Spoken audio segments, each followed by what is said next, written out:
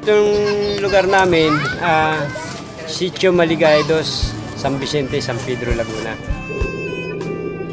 Siyempre, alam mo naman, ganitong lugar, squatter area, tabing release, dikit-dikit ang bahay. Madilim talaga rito sa lugar ko na to. Wala kami dito sa loob, lagi kami sa labas. Nadadapa kasi madilim, yung dadaan mo, hindi mo alam, may nakaharang.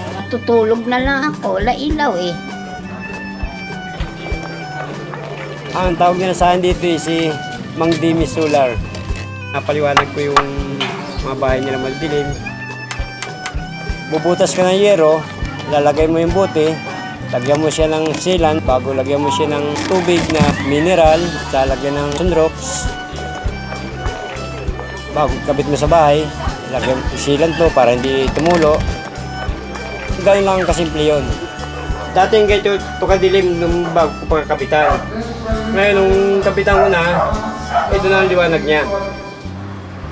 Yan ang liwanag. Pumili po ako kasi bote lang, tubig. Maliwanag na yung bahay mo. Bumaba yung ko, binayaran ko ngayon.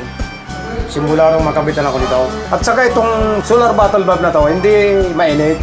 Dahil sa buti na yan, sa solar na buti na yan, gumanda ang araw namin.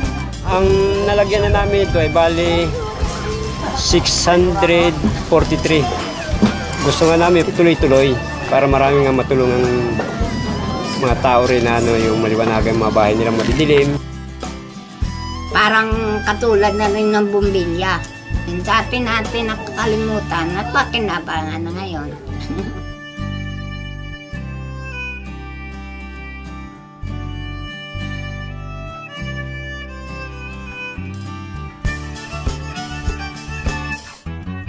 Maliwanag nga sa bahay namin!